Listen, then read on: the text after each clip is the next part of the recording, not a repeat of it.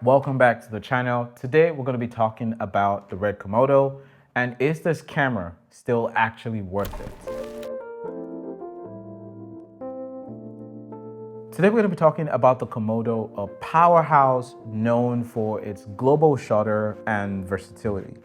The big question we're tackling is whether this camera is more than just a nimble action and gimbal companion, as you can know from its use on major Hollywood films. Stick around and we'll dissect its features.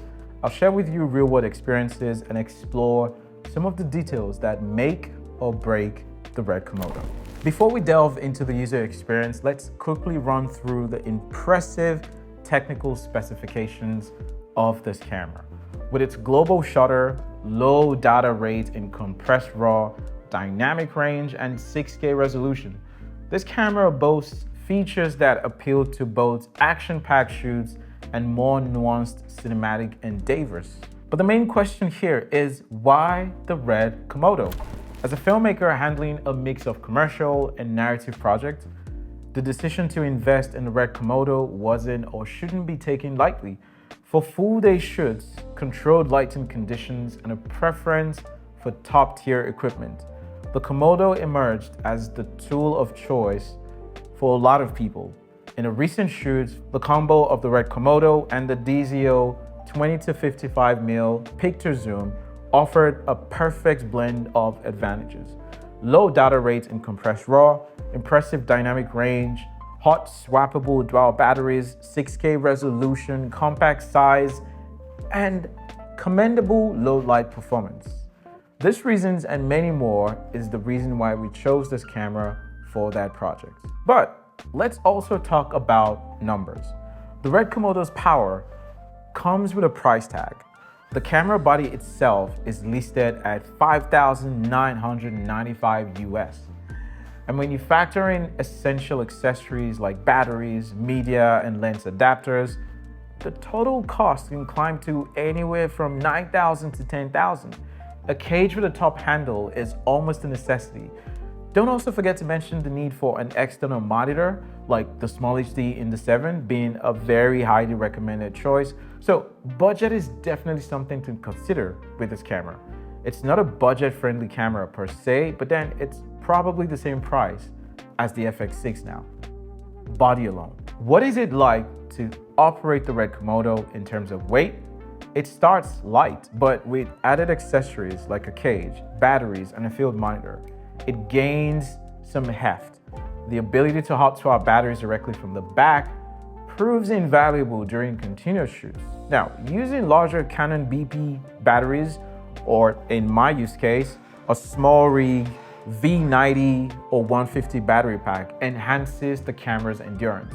The wireless live preview video feed and remote control via a phone adds a layer of convenience. The menu system, the improved from older Red models, simplifies the setup and the recording. This thing has multiple recording options, including the touchscreen and side buttons. At the end of the day, the Komodo seamlessly integrates into any shoot. The camera has never come in the way of filmmaking for a lot of people. What more could you possibly ask for? Scene 3, shot 6C, take 2.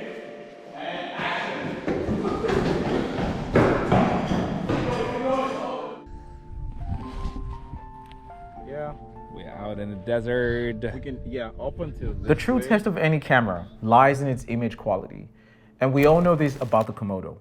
The image is magical. In various scenarios, it has demonstrated resilience, preserving highlights where other cameras might falter.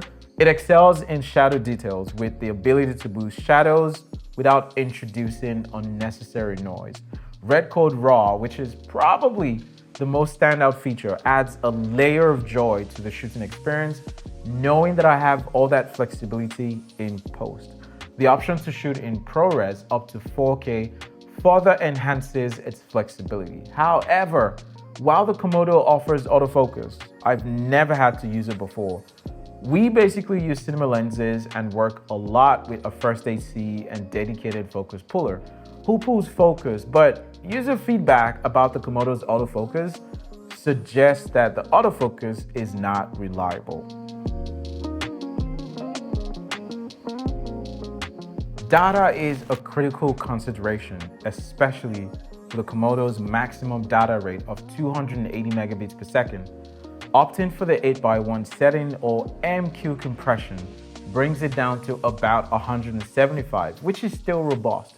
A real-world example of a 12-hour shoot resulted in approximately 1 terabyte of data, emphasizing the need for careful management, especially when filming extensive B-rolls. Basically, this thing is high volume. So, is the Red Komodo worth the investment? As we've seen from its features, the cost of ownership, the usability, the image quality, and the cost of data, I think this camera is probably one of the best tools that you can find. For those who want excellence in different shooting conditions, the Komodo will deliver that. However, this decision ultimately hinges on your specific needs, budget, and the types of projects that you undertake.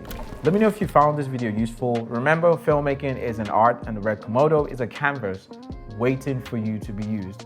With that being said, if you have any questions, let's chat in the comments on social media. And if you like this content and you want to see more, make sure you like, comment, and subscribe.